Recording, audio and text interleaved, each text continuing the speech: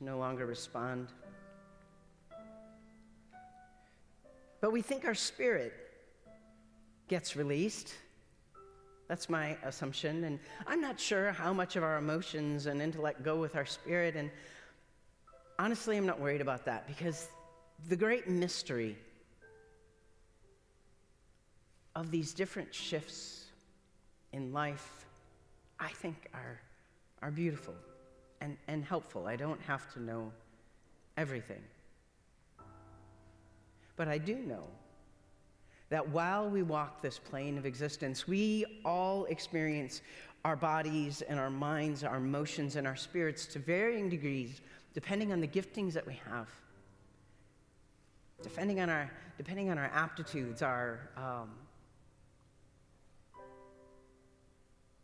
ways of being in the world. Breathe into the part of you that you find the strongest sense of who you are. What do you react first with in the world? Your mind, your emotions, your body, your spirit? When you're in a situation, what responds first? And what responds second? What comes in third? What comes in fourth?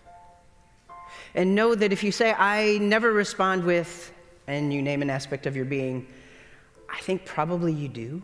I think we all respond with all aspects of who we are, even if it's in subtle ways, in ways that are the undercurrent. So today, with intention, we lift up all these aspects of ourselves. We breathe into them this thing called life that we are in the midst of right now, sharing with one another, whether in person in this room, whether virtually, watching from screens, whether in prayer, all by ourselves in the middle of the week, meditating on one another, hoping the best for one another, or going to one another's homes for a meal, going somewhere for an event in person. Breathe into yourself and know that that very breath is what connects us as we all experience the same air, the same sun, the same moon, the waters of life, and the earth that we walk on. Breathe deeply on this day as we bring ourselves fully to this time and to this place.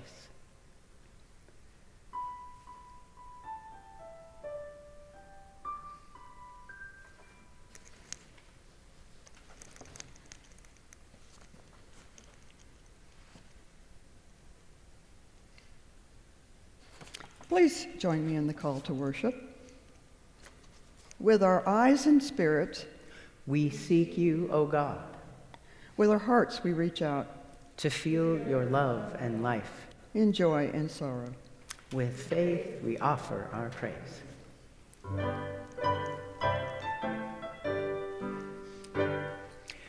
So yesterday, at the festival, I had people come up to me and tell me that they watch us. They watch us on YouTube. And most of those people said, and I really like Kids Corner. And some of them were kids.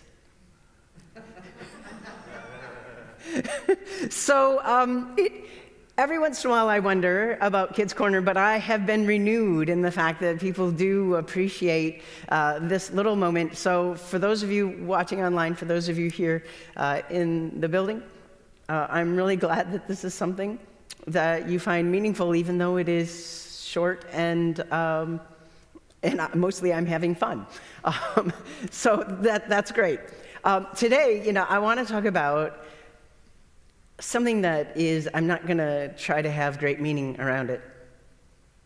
I just think it's interesting that while we, during Halloween time, we wear costumes and we have a habit, wearing, when I say wearing masks, I look around me and everybody's wearing a mask, but, I mean a decorative mask. we pretend to be something that we're not. We disguise ourselves from each other, and God does that too. Throughout the Bible, there are instances where God interjects God's self in someone's life, and they don't recognize God.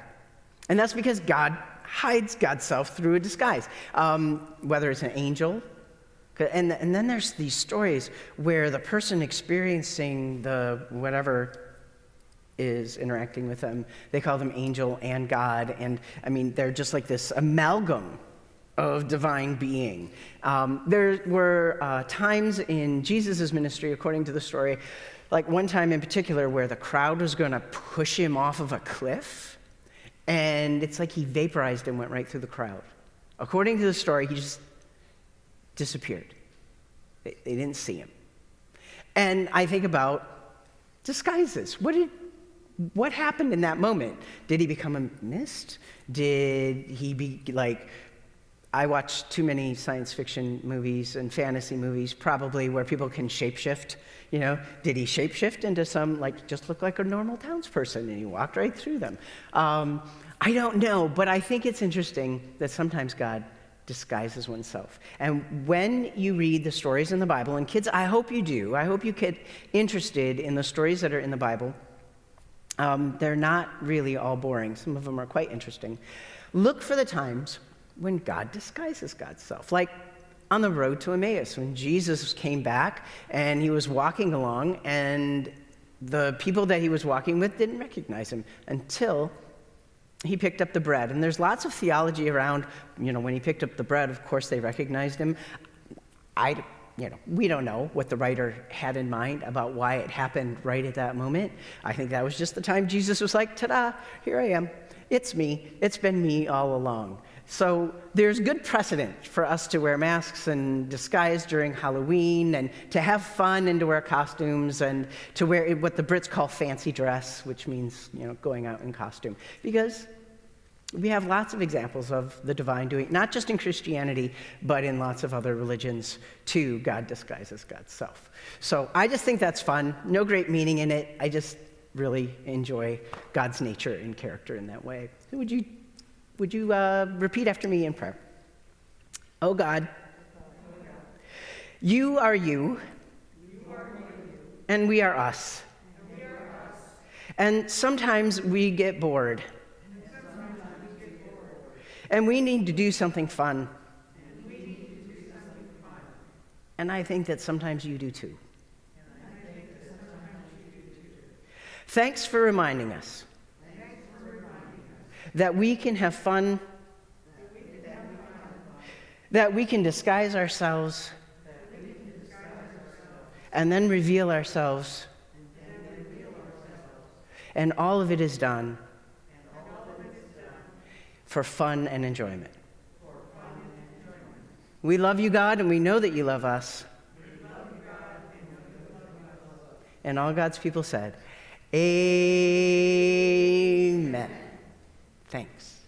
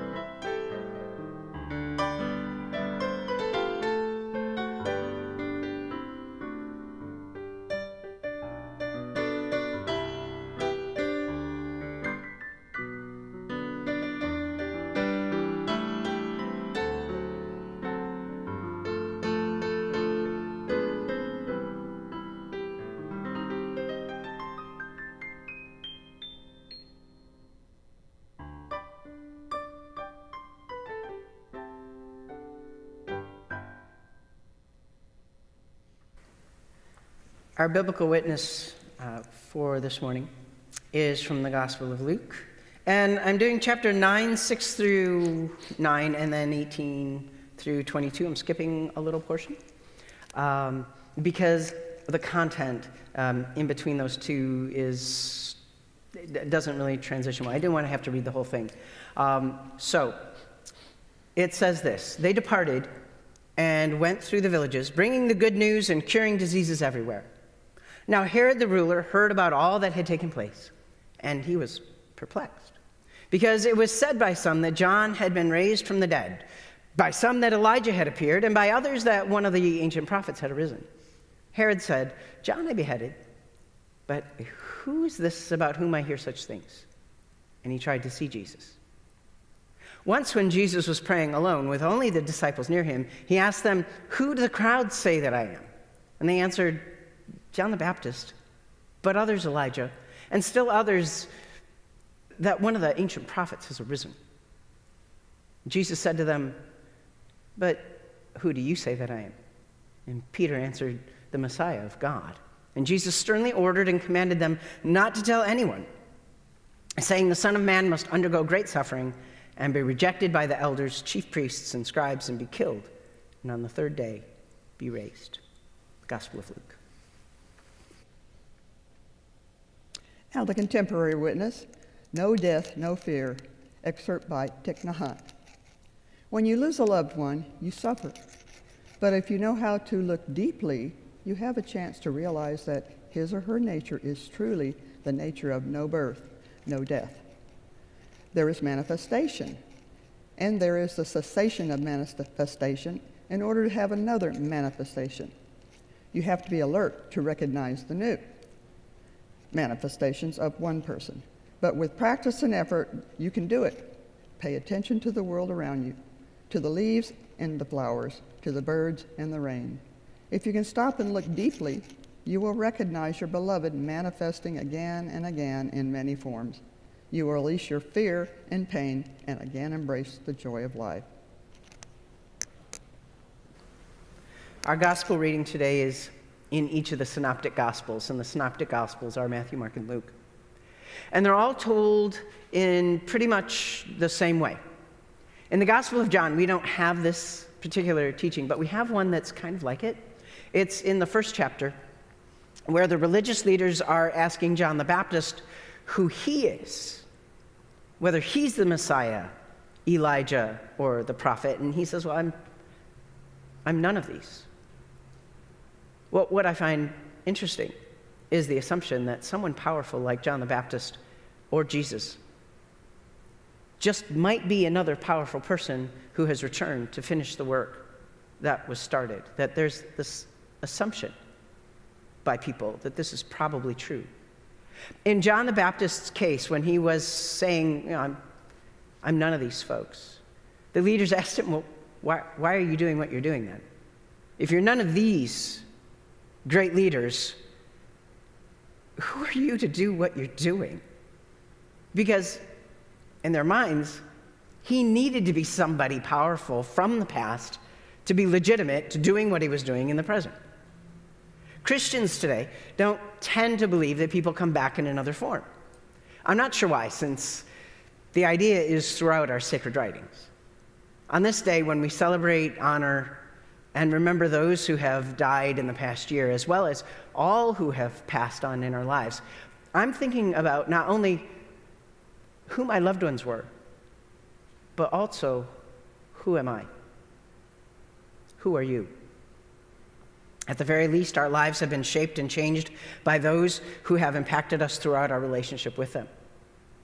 Now, of course, for instance, my mother and my father shaped me. They infused in me their essence. And I'm grateful that I came from a loving home, so I continue to choose to carry them within me. I've had many terrible relationships, just like I'm sure you have. And when I say relationships, I'm not talking necessarily about romantic kind. I mean employers, friends, landlords, you name it. We're in relationship with people all the time. There are all kinds of people in life that make an impact on us, and some we choose to carry with us. And some we rightfully say, "Nope, that was toxic. I'm not going to carry that with me any longer." And we get to make that choice. When someone dies, does that change us a little bit more? I had a friend named Anthony. I met him in seminary. He died before either of us graduated. He had a profound influence on me. When he died, I felt a sense of responsibility to carry forward as much of what I received from him as I could. When he was alive and we were friends and just bouncing ideas off of each other and getting to know each other, I didn't feel that same weight of responsibility as I did after he died. Why? Well, because he's no longer around to do it, and because he was incredible, and his incredibleness needs to be shared. So he's not around in a way that I can recognize. Or maybe I just haven't noticed the manifestation of him. Or maybe someone sees him in me. I don't know. That brings us to Thich Nhat Hanh and what he said. If you can stop and look deeply, you will recognize your beloved manifesting again and again in many forms. You will release your fear and pain and again embrace the joy of life. This idea doesn't take away the sting of death for me. It doesn't even make me initially feel better. It doesn't make me miss Anthony, even though I'm trying to manifest Anthony in certain ways, or I'm just kind of channeling the beautifulness of the messages that he offered. But it does give me hope and inspiration. As many of you know, last November, I had another friend die. My friend Lynn died of COVID. We were very close, like siblings.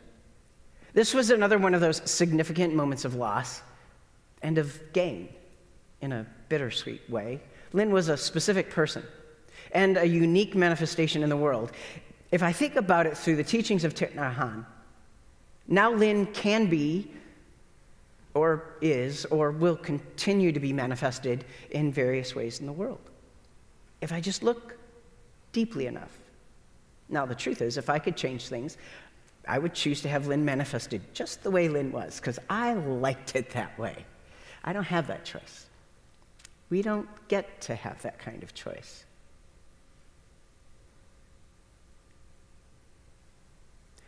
Lynn had a particular gift for taking pictures of the moon. I don't know how. I can never do that with my phone. Lynn did it with Lynn's phone. But I see the moon, and I see Lynn's manifestation. Other things like that. We have to accept the truth of what's happened. Decide how to move forward. When someone we love dies, one thing to realize is that we had the opportunity to experience them in this life. As we get to know people and get close to them, we merge together. Not completely, it's not assimilation, it's not cloning, but lines get blurry in the best way. We're never ever completely, we don't have a hard shell that can't be penetrated from the influence of others. It would be awful if we were isolated like that. Blurry lines of emotion and spirit and energy is what relationship building is all about. I look at those I have been closest to who are now gone, and I realize how lucky I am to have had their influence. I've been changed by them. I hold and express what I know of them within me. And it doesn't even have to be intentional, this manifestation. We are different inherently because of the influence of those that we have loved and who have loved us. Because we are always becoming, we are never finished growing. Our becoming includes some of the essence of who they are. I know that I manifest Anthony at times. I manifest Lynn at times. Certainly my mother and father in me. Also my eldest brother, Rick, who died way too early. I didn't get to grow up with him, but still, what I got to know of him is manifest through me. His love of manatees and his willingness. He lived in Florida. His willingness when I would visit him to go into his backyard and pick me a fresh orange every morning.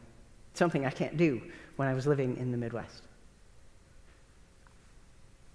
I get to manifest kindness and generosity in a way that manifests him as well as myself. So who am I? Who are you? Am I my great-great-great-grandfather on my father's side who was a minister? Do I have a manifestation of him within me?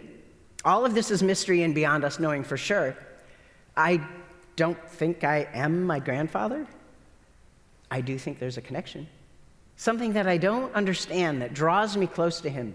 A man I never knew, and yet I know about because of stories and legacy. I don't think the spirit of those who I have held dear are gone and are gone have taken up house within me. I do believe I am changed by their love and energy, and I live out what we shared. So this morning, we're going to read a list of names, and I'm going to invite you, when Judy's done reading the list of names, to shout out names of people that you have lost that you want to remember today. Marshall will be playing music. I'll be playing the chime. As I do that, as we put out verbally or in our hearts those that are gone from our sight but present within us, I imagine the sound of the chime and the music vibrating out as symbolic of their lives still manifesting in ours. Their love manifesting in the world.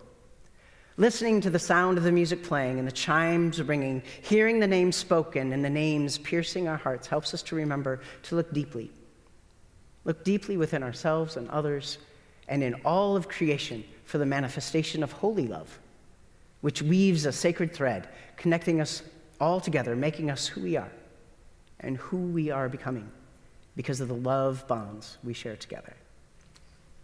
And now the memorial roll call, like I said, Judy will read off names, and then when she's done, she'll sit down, and I'll either say, you may speak names, or gesture to you, and please don't be afraid to speak up. And then the music will keep playing when that's done. For those of you on YouTube, if you want to put names in the comments, you're welcome to do that, or hold them in your heart and know that the chimes ring for all of our loved ones.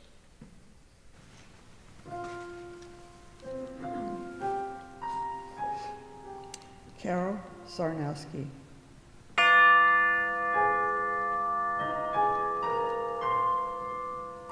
Harrison Cole.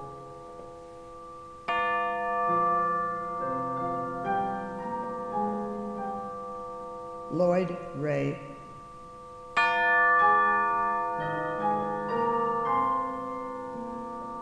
Douglas Anders.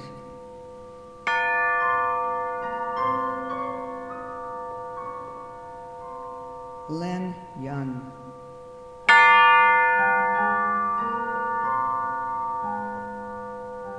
Michael Anthony Smith.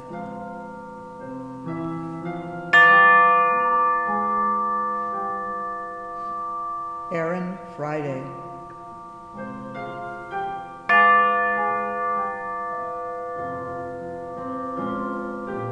Graham Lang.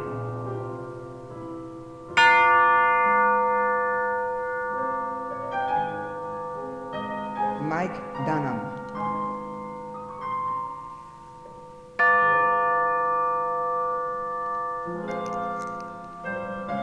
Do you have any names to share?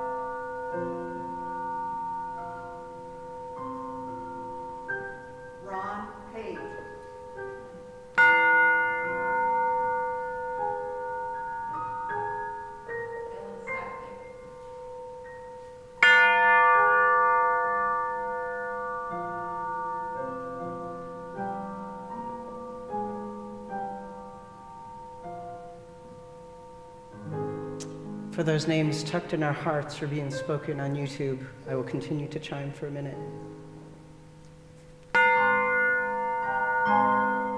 And you're welcome to continue saying names if you'd like.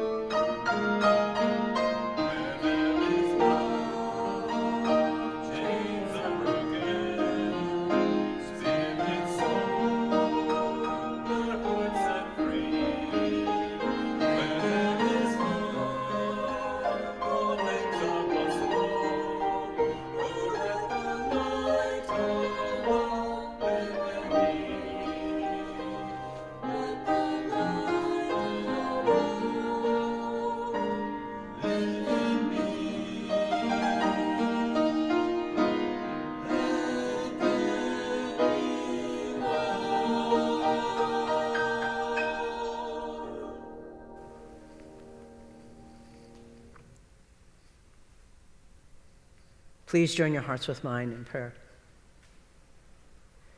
O God, we call you holy love because we believe that at your essence that is who you are, and that is your creative force and what weaves us together as a community, among other reasons. Help us to see that where there is love is absolutely everywhere when we look deeply. And that where love is being overshadowed or forced out, we can be that love because you are that love within us. Help us to cultivate this through all of our relationships and through all of our moments, so that as we move through this plane of existence on this earth, this life that is a gift that we have been given, that we shape and reshape ourselves and each other according to that goodness, to that generosity, to that graciousness, to kindness, to mercy. So that what we leave behind, the life force, the energy, the manifestation that we have shared with others will be all of that and more, multiplying out into this big, beautiful world that we call home right now for however long we have. Thank you that our being doesn't end just where our skin ends, but that it goes so much farther into each other's hearts and souls and spirits and minds, and that we can share so much more than we can see with our eyes or hear with our ears. And because this is all about sharing, which is about creating community, let us lift up our voices in these words of prayer as we say, Divine Beloved, you are everywhere and in each of us. Your many names are sacred, and we honor them.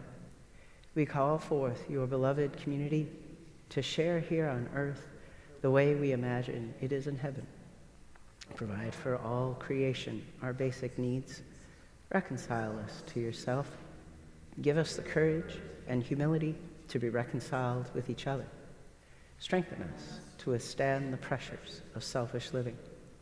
Guard us from evils that might overtake us, so that we can build your community in your love and in your radiance, which is everlasting. Amen.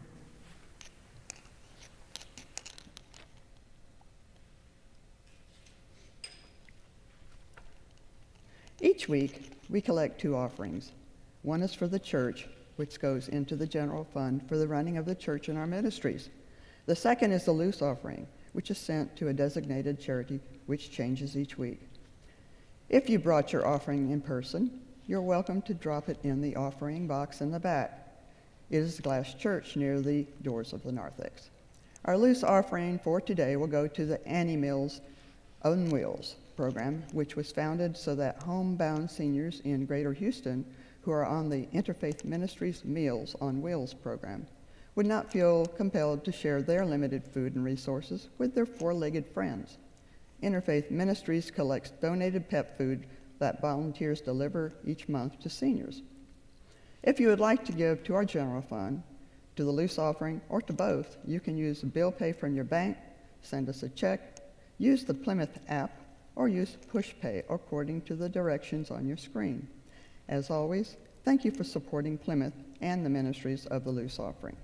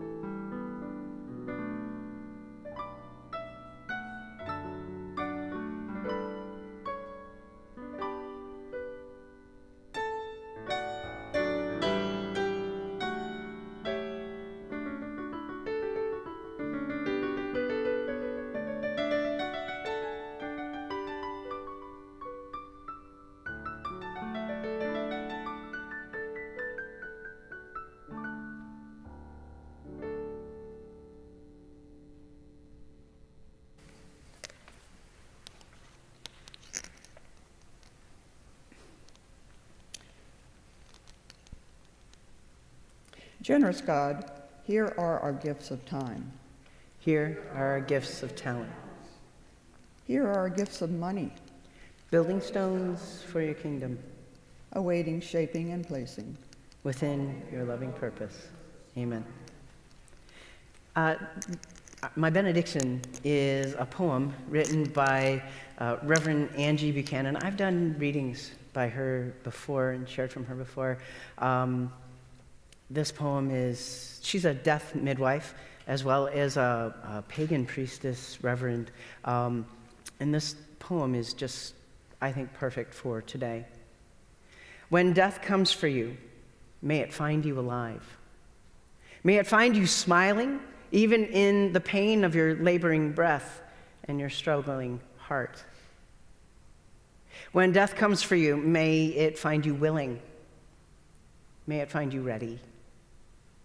May it find you sated, well-glutted with all the juiciness of life your soul can contain. When death comes for you, may you have partaken of every succulent bite, smacking your lips at the bitter, the sweet, and the sting of salt. When death comes for you, may it find you waiting, exhausted, depleted, collapsed languidly among the piles of bones sucked clean of your experiences. When death comes for you with its deep lover's kiss, may you deliver yourself heavy-lidded, slippery and new, into the sea of wisdom. My friends, go forth in peace and as peacemakers.